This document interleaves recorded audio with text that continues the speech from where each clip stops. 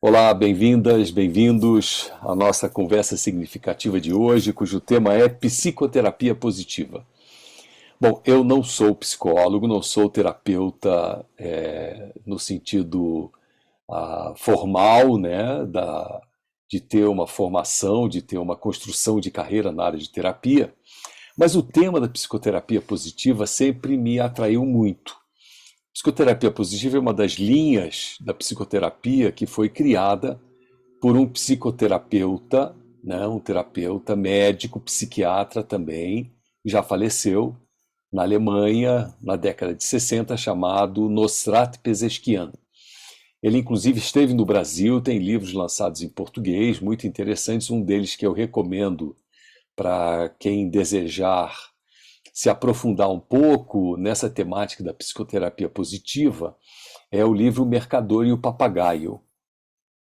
Ah, a ideia da psicoterapia positiva é que terapia não pode ser uma coisa que seja restrita a uma cultura, ela tem que ser multicultural, porque os seres humanos são multiculturais.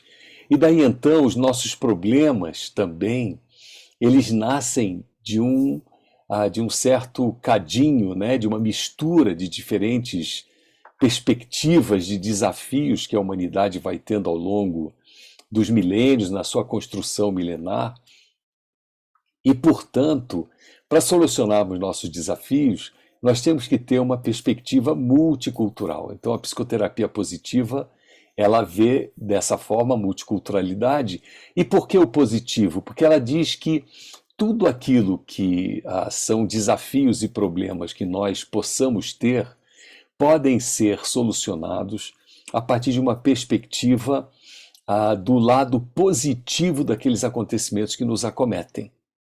Isso é interessante, tá? É um dos princípios da psicoterapia positiva e eu vou abordar um pouco mais isso aqui ao longo agora dessa explanação, né? De onde o Dr. Pezeskian tirou essa ideia da psicoterapia positiva? Bom, ele era um seguidor da religião Bahá'í, então ele buscou dentro dos princípios Bahá'ís muito da sua formulação teórica sobre a psicoterapia positiva. De outro lado, ele buscou um método integrativo de diferentes linhas de terapia e de busca de dar ao ser humano uma tranquilidade, uma alegria de viver, uma perspectiva positiva de vida, né? E ele pegou então esse mix de mais de 20 diferentes culturas do planeta e buscou entender por que nós, humanos, às vezes temos certos desafios que temos dificuldades em conseguirmos sobrepujá-los, né? A essência da psicoterapia positiva também diz uma coisa muito interessante. Ela diz que o paciente, pelo esse aspecto positivo, né, o paciente traz em si mesmo a capacidade de lidar com os conflitos. Na verdade, a solução dos conflitos que nós vivemos encontra-se dentro de nós, segundo a perspectiva da psicoterapia positiva. E sendo assim, o que ele diz? O paciente, ao longo desse processo, né, quando você o conduz por essa linha da psicoterapia positiva, o paciente abandona o papel de paciente, né, interessante isso, e torna-se um terapeuta para si mesmo. Uau, isso é muito legal. Quer dizer, não que a gente queira tirar o emprego dos terapeutas, psicólogos, psicanalistas, etc. Mas se nós podemos encontrar dentro de nós mesmos as soluções para os nossos dilemas, é tudo aquilo que a gente quer na vida. Porque muitas vezes nós sofremos, sofremos, sofremos e não conseguimos vencer esses desafios, né? Sofremos com esses desafios e nós às vezes chegamos a um ponto de estagnação, né? Então, nós não queremos que essa estagnação aconteça. Então, nós sempre temos que procurar ajuda, né? O que a gente faz? A gente vai procurar ajuda fora. Então, o processo terapêutico é um processo que vem nos ajudar. Mas a psicoterapia positiva diz: olha, você tem dentro de si mesmo as respostas. E segundo, você pode abandonar o papel de paciente e tornar-se o seu próprio a protagonista, o seu próprio terapeuta que vai solucionar os seus desafios. Muito bem, esses são os elementos centrais, digamos, da construção da psicoterapia positiva. A psicoterapia positiva tem 3 princípios. Também são muito interessantes e a gente vai agora começar a desenvolvê-los. O princípio da esperança, o princípio do equilíbrio e o princípio da consulta. Eu vou explicar cada um. O princípio da esperança é que sempre há um aspecto, uma esperança de um aspecto positivo naquilo que nos parece ser extremamente negativo. E quando a gente consegue encontrar sentido naquilo que nos acomete, a gente consegue avançar. Vou dar exemplos. Por exemplo, uma pessoa que sofre de anorexia nervosa, né? A gente vai dizer, bom, horrível, porque ela está sofrendo, não consegue se alimentar, vai emagrecendo, mas qual é o princípio positivo que ela tem? O princípio positivo que está por trás disso é dizer, bom, ela consegue se alimentar com pouco. Pode parecer um contrassenso, mas nós vamos entender aos poucos com os exemplos que eu vou dando para vocês, né? A pessoa sofre de depressão. Fazendo horrível, que a pessoa fica deprimida, não consegue viver em sociedade, ela se isola, etc. Mas a pessoa que sofre de depressão, qual é o princípio positivo que está por trás disso, né? Ela reage com mais profunda emotividade a tudo aquilo que a cerca.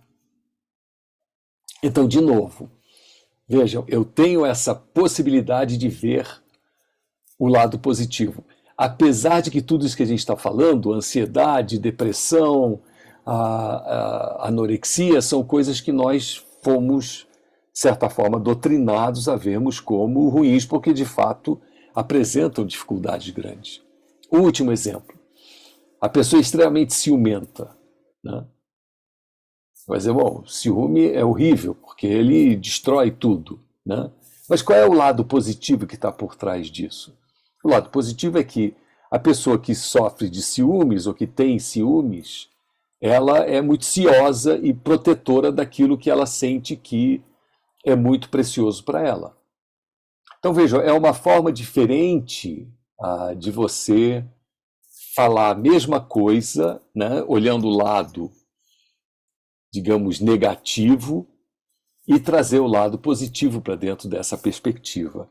Então, esse primeiro princípio é o princípio da esperança, né? Ou seja, em tudo aquilo que acontece na nossa vida, há um aspecto positivo que eu posso considerar, né? E esse aspecto positivo pode ser extremamente construtivo.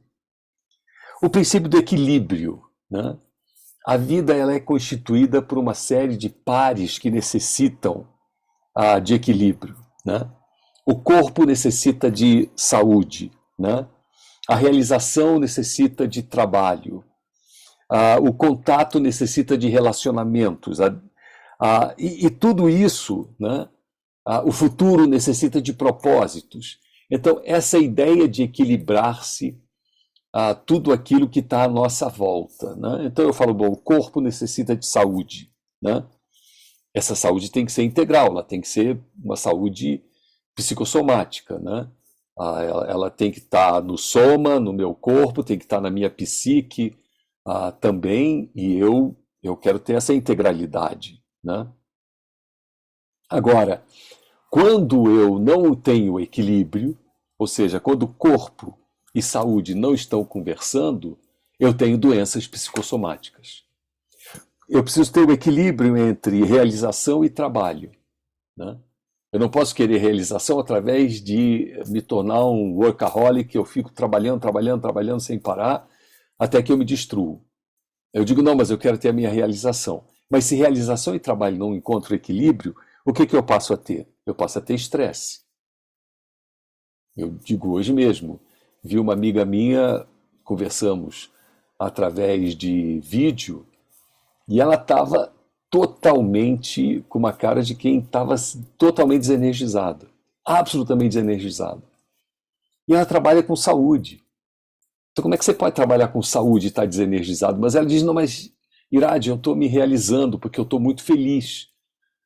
porque eu estou conseguindo fazer cada vez mais e mais, mas eu digo, olha, presta atenção no que está acontecendo contigo. Você está cuidando desse equilíbrio, então, realização e trabalho. Equilíbrio, falta o equilíbrio, estresse. Se eu falo contato e relacionamentos, né? Se eu começo a ter uma necessidade de manter contatos e eu não consigo colocar esse equilíbrio com os relacionamentos, o que eu vou ter? Depressão. Porque a depressão, o que é? A falta de alcançar aquilo que eu havia projetado, aquilo que eu havia previsto, né? De novo, futuro com propósito, com o significado da vida, né? Se eu não ponho equilíbrio entre futuro, propósito e significado da vida, eu vou me tornar uma pessoa extremamente cheia de fobias e de medos. Daí então a psicoterapia positiva diz, olha, queremos solucionar, temos que ver por trás daquilo que está acontecendo com a gente, o que é o fator positivo, o elemento positivo daquele meu sofrimento real, que não é aparente, né?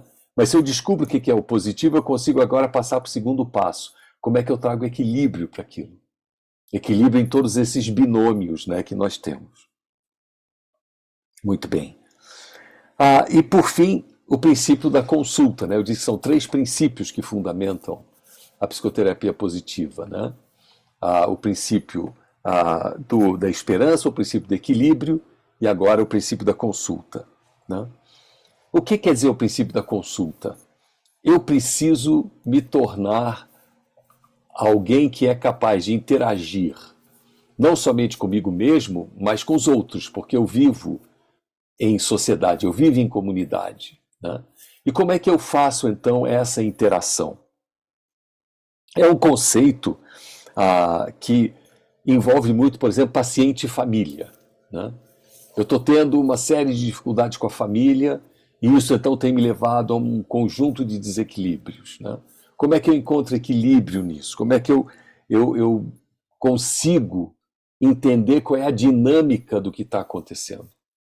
Então, a primeira coisa no princípio da consulta, ou seja, eu quero interagir com outros, consultar com os outros, trocar ideias com os outros, é eu observar e manter distanciamento da questão. Consigo eu manter esse distanciamento? Consigo manter esse olhar isento? Como é que eu mantenho esse olhar isento? Como é que eu me afasto da questão para poder olhá-la com o devido distanciamento? Então, eu tenho que ter percepção, eu tenho que ter a capacidade de expressar os meus desejos, as minhas percepções, eu tenho que ter a capacidade de expressar também onde é que estão os problemas. Mas isso eu só consigo se eu me distancio. Então, o primeiro elemento, o distanciamento, a observação. O segundo é fazer um inventário das minhas capacidades. Para esse problema, que capacidades eu tenho?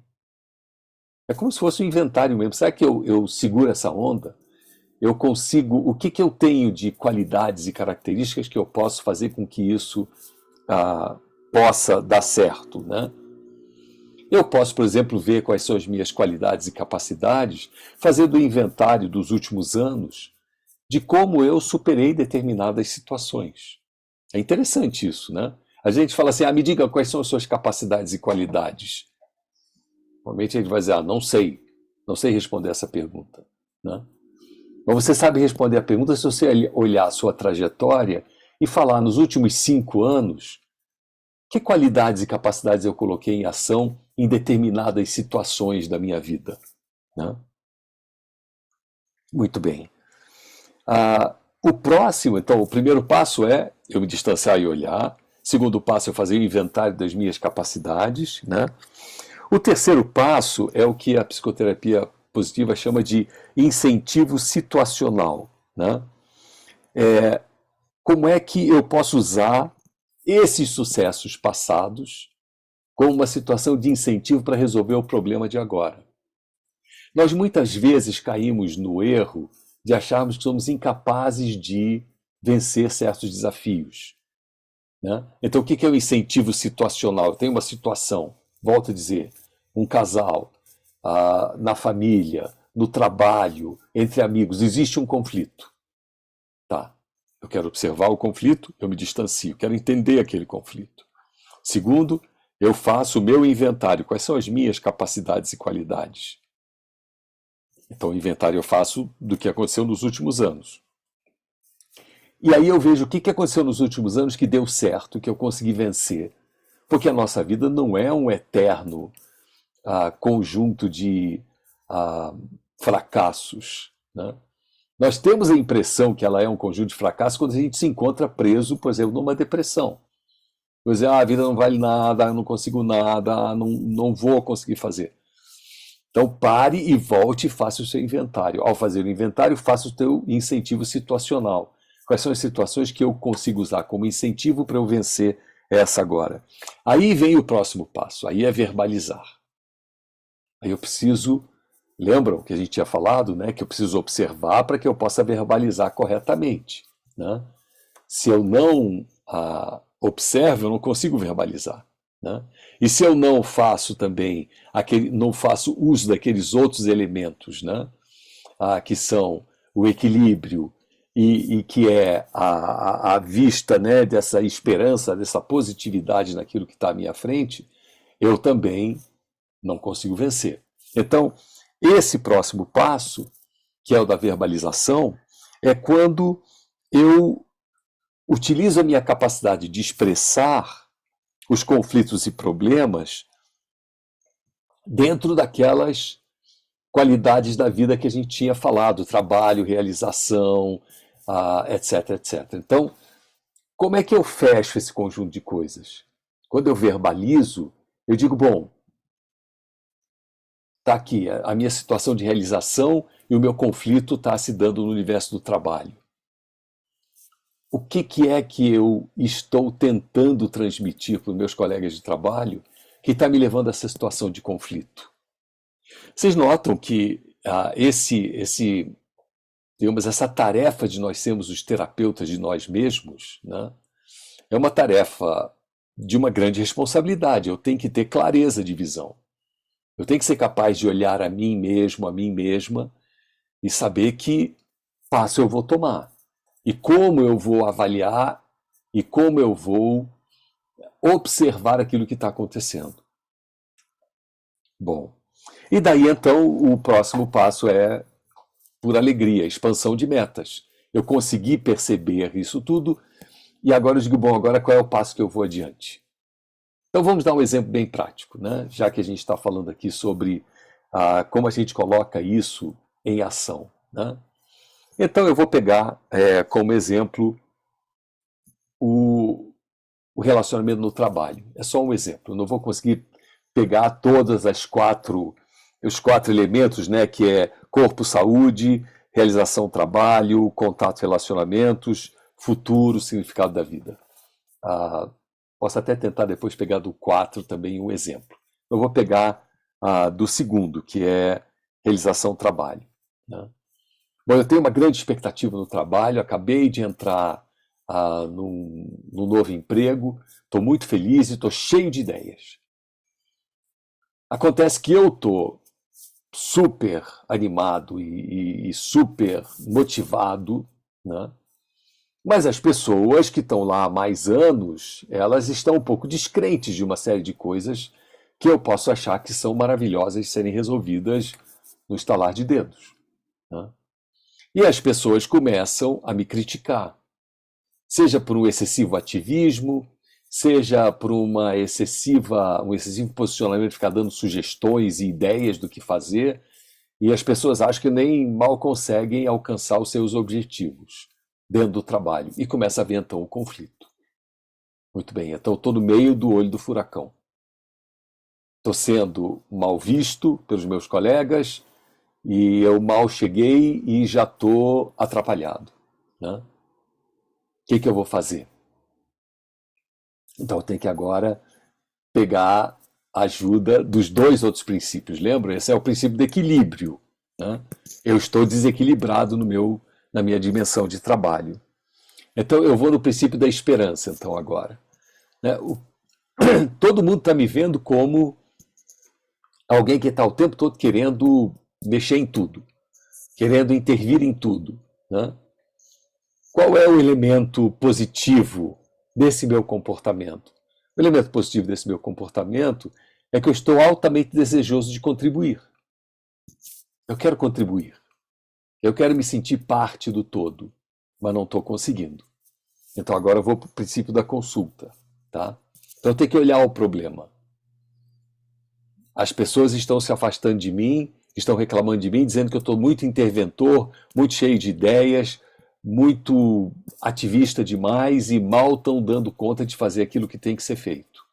Ok, isso eu estou vendo à distância, observei, distanciei. Né? Agora, eu ao me distanciar, eu tenho que criar a capacidade de expressar o meu desejo. Dizer, olha pessoal, mas talvez o meu erro esteja sendo que eu estou cheio de ideias e vindo a 100 por hora, mas é que eu quero poder ser um elemento positivo de contribuição a esse ambiente de trabalho. Né? Bom, eu vou ter que tentar expressar isso. Eu já me vi em situações anteriores aonde aconteceram desavenças ou aonde eu tive que usar certas capacidades minhas. Então eu posso me lembrar, por exemplo, que numa dada situação em que eu fui exitoso, foi quando eu mantive silêncio por um tempo. Se eu aquietar e eu ficar em silêncio, eu talvez diminua um pouco esse meu intervencionismo excessivo. Então eu faço o meu inventário e digo, eu tenho a capacidade da humildade, eu tenho a capacidade do silêncio. Então eu vou me manter um pouco mais quieto, um pouco mais silente. Né? Qual é o incentivo situacional? Deu certo isso daquela vez. Então eu vou me segurar. Qual é a verbalização? Depois que eu mantive silêncio, depois que eu pude ver como é a dinâmica do trabalho sem que eu tivesse com tanta intervenção, eu consegui ver que as pessoas começaram a se aproximar de mim. E daí então eu vou verbalizar e dizer, olha, eu acho que eu fui mal interpretado mesmo. A minha questão era querer colaborar e não querer ser intervencionista. Eu não vim aqui para ficar dando uma de grande sabichão para cima de todos vocês. Né? E daí então aparecem as metas para o futuro. Bom, como é que eu vou construir então uma possibilidade aonde eu não tenha essa ansiedade de querer contribuir e eu possa então criar um ambiente favorável para o entendimento. Essa é a minha meta do futuro. Então, essa dinâmica que eu falei, essa é o que o psicoterapeuta da psicoterapia positiva te ensina a fazer. Né? E eu acho muito interessante porque todo esse trabalho da psicoterapia positiva é feito em cima de histórias. Então, nunca o terapeuta vai ficar para te dar, digamos, fazer uma pregação ou uma orientação através de palavras dele ou dela. Ele ou ela, o psicoterapeuta, vai lhe contar uma história, essa história que traz a possibilidade do entendimento. Por isso que O Mercador e o Papagaio é uma das histórias desse livro que eu falei, do Nostrato Pezeshkian, que eu recomendo profundamente que os interessados em se tornarem seus próprios terapeutas, eu volto a dizer que aqui não é nenhuma revolução contra os terapeutas e acabar com o emprego deles, e olha, não precisa mais de terapeuta, porque cada um pode ser o terapeuta de si mesmo, mas vejam como a gente pode ajudar o nosso processo terapêutico, né? Se nós formos os terapeutas de nós mesmos com a ajuda de um terapeuta profissional que vai nos guiar por esses caminhos. E a psicoterapia positiva traz isso. Fecho relembrando o nome do autor, Nosrat Pezeshkian, e o nome do livro, O Mercador e o Papagaio, é de onde eu tirei todo esse conjunto. Vocês também encontram muito sobre Nosrat Pezeshkian e sobre os livros dele na internet. É isso aí, bom proveito.